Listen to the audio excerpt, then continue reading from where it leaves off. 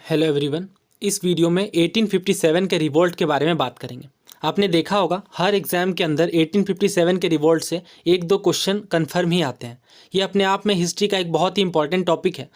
तो मैं क्या करूँगा, सबसे पहले इंपॉर्टेंट चीज़ें कवर करूँगा पॉइंटर्स में। उसके बाद जितने भी प्रीवियस ईयर्स में क्वेश्चन आए हैं यूपीएससी के डिफरेंट एग्जाम्स में, स्टेट पीएससीज में, उन सारे क्वेश्चन को करेंगे।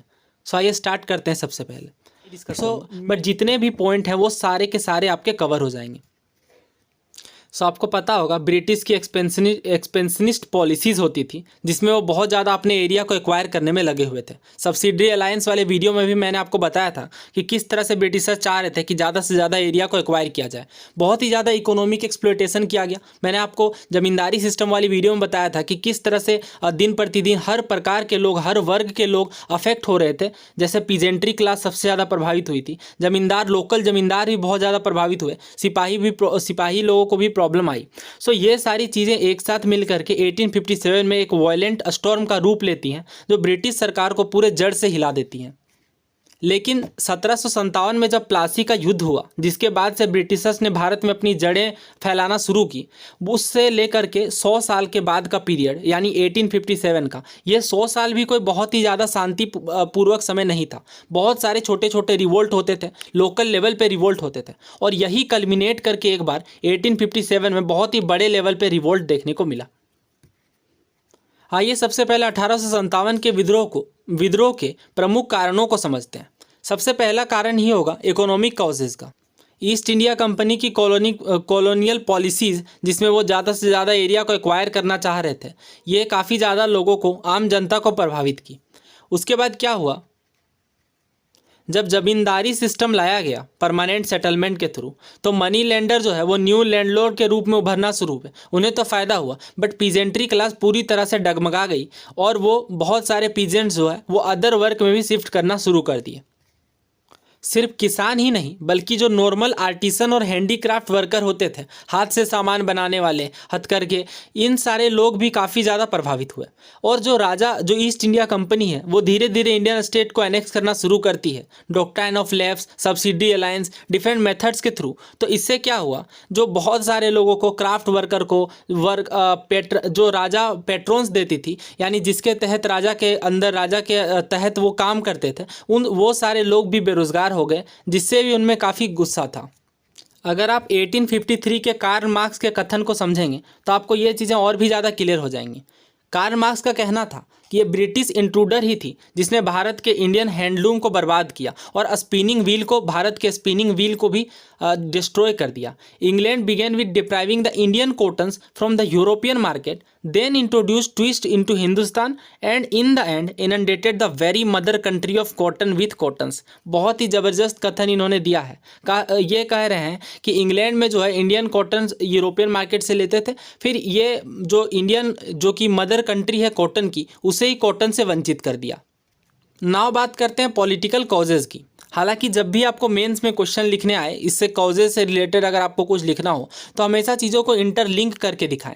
जैसे अगर इकोनॉमिक कॉज की हम बात करेंगे, मान लीजिए जैसे अवध के राजा है, उन्हें हटा दिया गया, तो इकोनॉमिक कॉजेज अवध की खराब हो गई, तो ये पॉलिटिकल कॉजेज से भी जुड़ा हुआ है। क्योंकि अगर वो सब्सिडी अलायंस के तहत इसे नहीं कर पाए तो कुछ और रीज़न दिया, जैसे प्रीटेक्स्ट ऑफ मिस गवर्नेंस उन्होंने दिया। तो सारी चीज़ें, सारे रीज़न आपस में इंटरलिंक है। जैसे अगर आप देखेंगे तो पॉलिटिकल कॉजेज में इफेक्टिव कंट्रोल, सब्सिडी अलायंस, पेगपत का सिद्धांत, जिसे डॉक्ट्रिन ऑफ लेफ्ट कहते हैं, ये सारे रीजंस मिलके कल्मिनेट हुए। बट पॉलिटिकल कॉजेज भी इकोनॉमिक कॉजेज से जुड़े हुए हैं, क्योंकि सब्सिडी अलायंस के तहत राजा को डेफिनेटली हटा दिया जाता था, तो इससे इकोनॉमिक प्रॉब्लम्स भी बढ़ती गई। एडमिनिस्ट्रेटिव कॉजेज तो थे ही। ईस्ट इंडिया कंपनी में बहुत ज़्यादा रैम्पेंट करप्शन की प्रैक्टिसेस चल रही थी ईस्ट इंडिया कंपनी के तहत। वो मैंने आपको बताया है वीडियो का लिंक आपको मिल जाएगा डिस्क्रिप्शन बॉक्स में। जब मैंने एडमिनिस्ट्रेटिव रिफॉर्म्स वाली बात की थी, जहाँ पे मैंने चार्टर एक्ट से लेकर के गवर्नमेंट ऑफ इंडिया एक्ट तक डिस्कस किया था, वहाँ पे मैंने बताया था कि ईस्ट इंडिया कंपनी में काफ़ी रैम्पेंट करप्शन चल रही थी, जिस कारण रेगुलेटिंग एक्ट भी लाना पड़ा था। नाउ बात करते हैं सोशो रिलीजियस कॉजेज़ की। कि सामाजिक कारण किस तरह से उत्तरदायी थे 1857 के विद्रोह में। रेशियल ओवरटोन्स होता था, यानी कि जब भी आर्मी बनाई जाती थी तो उसे सबसे पहले तो रेस, क्लास, इन चीज़ों के आधार पर कैटेगराइज किया जाता था और बहुत ज़्यादा डिमीन किया जाता था ब्रिटिशर्स के द्वारा। उसके बाद और भी जो अटेम्प्ट्स किए गए सुधार करने या सोशो रिलीजियस रिफॉर्म में जो चेंज करने की कोशिश की गई, जैसे सती में विडो रीमैरिज को सपोर्ट करना, वुमेन एजुकेशन पर बढ़ावा देना, ये चीज़ें तो डेफिनेटली उस टाइम के हिसाब से अगर आप देखें तो लार्ज सेक्शन को लगने लगा था कि ये इंटरफेरेंस है हमारा सोशल और रिलीजियस डोमेन्स में। दोस्तों यही नहीं, बहुत सारे रीजंस थे, जैसे रेस्ट्रिक्शन लगा दिया गया कि आप कास्ट और इस तरह का कोई सेक्टेरियन मार्क नहीं पहन सकते हैं। बहुत सारे र्यूमर्स फैला दी गई धर्म से रिलेटेड। इसके अलावा जो अगर आप 1857 में देखेंगे, लॉर्ड कैनिंग की गवर्नमेंट ने जनरल सर्विसेज एनलिस्टमेंट एक्ट पास किया था, जिसके तहत बोला जा रहा था कि आपको सी क्रॉस करना पड़ेगा सिपाहियों को। तो ये भी चीज़ कहीं ना कहीं रिलीजियस इंटरफेरेंस मानी जा रही थी उस टाइम के हिसाब से। नाउ बात करते हैं कि शुरुआत कैसे हुई 1857 के रिवोल्ट की। काफ़ी सारे रीज़न ऑलरेडी एग्जिस्टिंग कर रहे थे, बस एक चिंगारी की ज़रूरत थी। नाउ स्टार्टिंग होती है अफवाह से। सबसे पहली अफवाह ये उड़ाई जाती है mixing of bone dust in आटा। इन चीज़ों की बात की जा रही थी कि आटा के अंदर बोन्स का डस्ट को मिक्स किया गया है। अब ये चीज़ भी आपने ज़रूर पढ़ी होगी कि इस तरह की अफवाहें उड़ रही थी, बीफ एंड पिग फैट को मिलाया गया है राइफल के अंदर। ये चीज़ें भी जो है वो दोनों ही धर्म, हिंदू और मुस्लिम दोनों ही धर्म के लोगों को प्रभावित की। नव रिवोल्ट की शुरुआत मेरठ में होती है और धीरे धीरे ये दिल्ली और अन्य इलाकों में भी फैल जाती है। सबसे पहली शुरुआत 34th नेटिव इन्फेंट्री के मंगल पांडे ने बैरकपुर के सार्जेंट यूनिट पर फायरिंग की, जिसके बाद ये रिवोल्ट जो है वो फैलता गया। एज अ सिंबॉलिक हेड के रूप में बहादुर शाह जफर, जो कि अंतिम मुगल सम्राट थे, उन्हें चुना गया।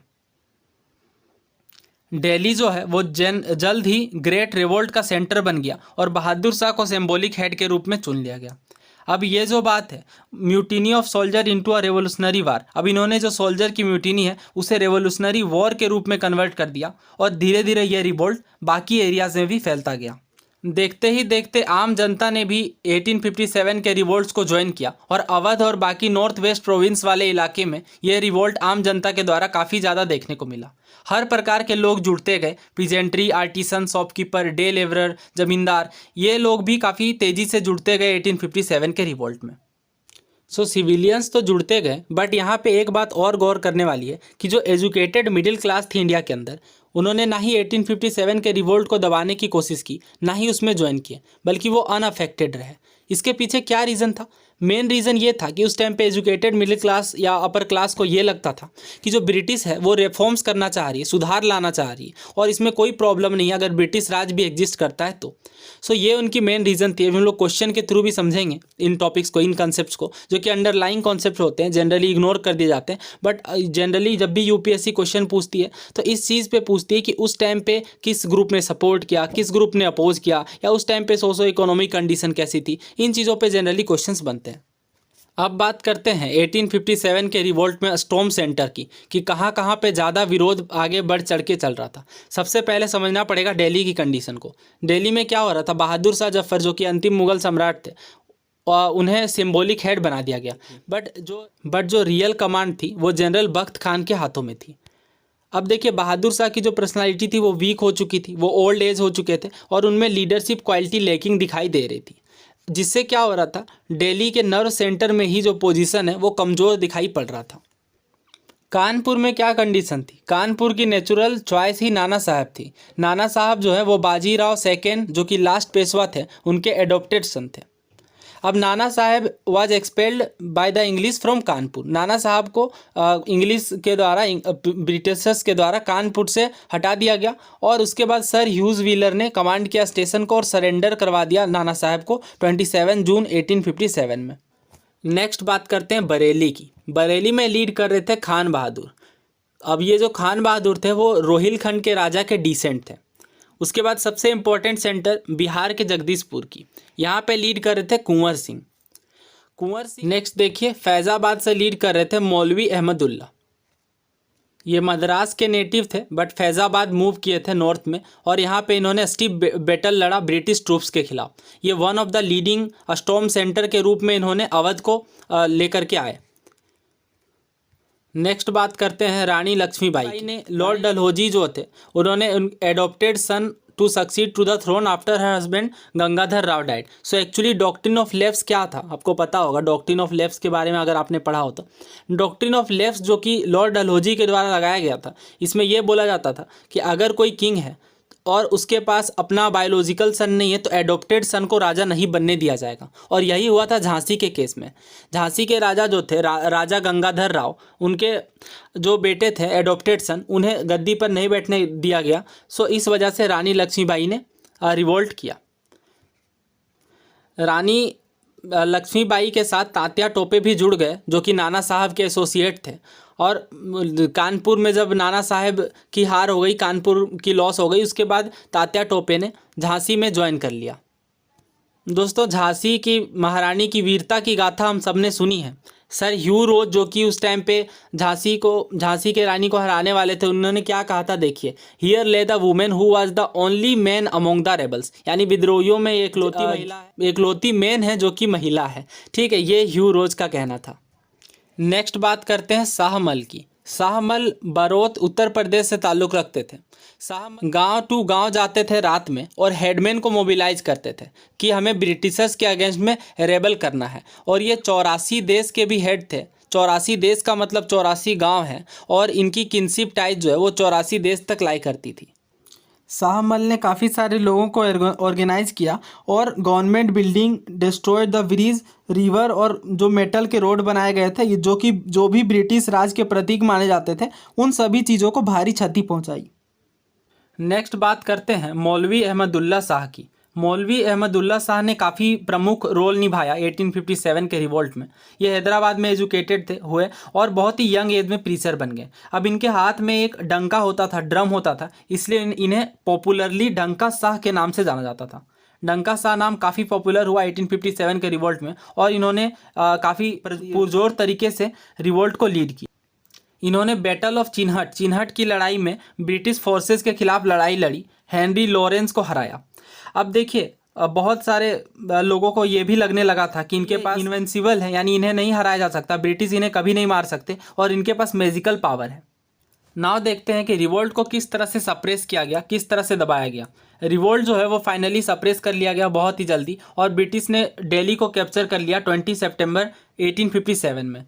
जॉन निकलसन जो कि लीडर थे ब्रिटिश के खिलाफ, ब्रिटिश की तरफ से, was badly wounded and later succumb to his injuries. उन्हें काफ़ी भयंकर चोटें आई और बाद में फिर उनकी मौत भी हो गई। बहादुर शाह को प्रिजनर के रूप में बंदी बना लिया गया। वहाँ के जो मुगल रॉयल प्रिंसेस थे were captured and butchered on the spot, यानी उन्हें ऑन स्पॉट लेफ्टिनेंट हडसन के द्वारा ही मार दिया गया। और हुमायूं के मकबरे से बहादुर शाह जफर को पकड़ लिया गया और 1862 में उनकी डेथ हो गई फाइनली। रंगून उन्हें निर्वासित कर दिया गया था, रंगून जो कि आज के डेट में म्यांमार के अंदर है वहाँ पे। कॉलिन कैम्पबेल ने कानपुर में विद्रोह को लीड किया और नाना साहब को कानपुर में हरा दिया, और नाना साहब फाइनली नेपाल एस्केप कर गए, और उन्हें उसके बाद और कभी नहीं सुना गया नाना साहब के बारे में। नाना साहब के क्लोज एसोसिएट तात्या टोपे जो कि सेंट्रल इंडिया के जंगल्स में चले गए थे, उन्हें सोते हुए पकड़ लिया गया 1859 में, और उनकी भी डेथ हो गई। नेक्स्ट, झांसी की रानी का बैटल हुआ सर ह्यू रोज के साथ, और 1858 में फाइनली युद्ध लड़ते ही वो वीर गति को प्राप्त हो गई। नाउ बात करते हैं कि अगर ये इतना पावरफुल रिवोल्ट था तो ये फेल क्यों हो गया। सबसे पहली बात तो आपको ये ध्यान में रखनी है कि ये रिवोल्ट भले ही पैन इंडिया लेवल पे ना फैला और बहुत ही जोरदार तरीके से जिस भी एरिया में फैला वहाँ पे, but all India participation absent थी। कहने का मतलब ये है कि काफ़ी सारे area, southern area, eastern area, western area, और इन एरियाज़ पे ये रिवोल्ट अच्छे से फैल ही नहीं पाया। दूसरी सबसे बात तो ये थी कि all classes did not join, सभी प्रकार के लोगों ने ज्वाइन नहीं किया। बहुत सारे जैसे बिग ज़मींदार, जो बड़े बड़े ज़मींदार थे, और जैसा कि मैंने बताया एजुकेटेड मिडिल क्लास, इन्होंने 1857 के रिवोल्ट से खुद को दूर रखा। एजुकेटेड इंडियन को ये लगता था कि ये रिवोल्ट बैकवर्ड लुकिंग चीज़ है, और उन्हें लगता था कि जो ब्रिटिश है वो फाइनली मॉडर्नाइज करेंगे, इंडिया को मॉडर्नाइजेशन की ओर ले जाएंगे। बहुत सारे इंडियन रूलर्स ने 1857 के रिवोल्ट को ज्वाइन ही नहीं किया। जैसे ग्वालियर के सिंधिया, इंदौर के होलकर, पटियाला के राजाओं, इन लोगों ने 1857 के रिवोल्ट को ज्वाइन ही नहीं किया। जो भी ना बात करते हैं पुअर आर्म्स एंड इक्विपमेंट्स की। इंडियन सोल्जर के जो हथियार थे वो ब्रिटिशर्स के मैच में कहीं भी नहीं थे। जैसे न्यू वेपन्स होना वो यूरोपियन सोल्जर के पास था, बट इंडियन सोल्जर के पास नहीं था। कोई यूनिफाइड आइडियोलॉजी नहीं थी उस टाइम पे, सभी लोग अपने अपने हिसाब से लड़ाई कर रहे थे। उनके जो पीछे का जो मेन आइडियोलॉजी है, विचारधारा है, वो फ्रेगमेंटेड थी, वो डिवाइडेड थी। जो सबसे यूनिक बात थी 1857 के रिवोल्ट की, वो देखी गई हिंदू मुस्लिम यूनिटी। मतलब हर लेवल पे हिंदू और मुस्लिम में जो एकता है वो काफ़ी ज़्यादा देखी गई। पीपल, सोल्जर, लीडर, हर प्रकार के लोगों ने यहाँ पे ज्वाइन किया। अब इस रिवोल्ट का नेचर कैसा था, इसको लेके बहुत सारे मतभेद चलते हैं लोगों के बीच कि किस प्रकार का रिवोल्ट इसे माना जाए। डॉक्टर के दत्ता, जो कि काफ़ी फेमस हिस्टोरियन है, उनका ये मानना था कि 1857 का जो रिवोल्ट है वो मेनली मिलिट्री आउटब्रेक था, जिसका फ़ायदा सर्टेन सेक्शन, सर्टेन राजाओं और लैंडलॉर्ड्स के द्वारा उठाया गया। वीरी सावरकर पहले व्यक्ति थे जिन्होंने the Indian war of independence अपनी बुक के अंदर ये लिखा है कि ये first war of Indian independence था, यानी भारतीय लड़ाई का पहली लड़ाई जो है उसे 1857 के रिवोल्ट को सावरकर जी ने माना। नेक्स्ट देखिए डॉक्टर एस एन सेन ने क्या कहा। 1857 में उन्होंने ये लिखा है कि the revolt as having begun as a fight for religion but ending as a war of independence. इस युद्ध की शुरुआत, इस लड़ाई की शुरुआत तो रिलीजन के पर्पज से हुई थी, बट ये फाइनली इंडिपेंडेंस के वॉर के रूप में ख़त्म हुई। ये कहना था एस एन सेन का। Doctor RC. मजूमदार ने कहा कि ये ना ही पहली थी, ना ही राष्ट्रीय थी और ना ही आज़ादी की लड़ाई थी। It was neither the first nor national और nor a war of independence. ये कहना था डॉक्टर आर.सी. मजूमदार का। इसे किसी भी रूप में 1857 के रिवोल्ट को कैटेगराइज करना बहुत ही ज़्यादा डिफ़िकल्ट है, क्योंकि द डिफरेंट हिस्टोरियंस का इस 1857 के रिवोल्ट के नेचर पे अलग अलग राय है। सो इस वीडियो में इतना ही रखते हैं। नेक्स्ट वीडियो में 1857 के रिवोल्ट से जितने भी क्वेश्चंस आए हैं उन सारे क्वेश्चंस को कवर करेंगे। Thank you so much. Please subscribe the YouTube channel.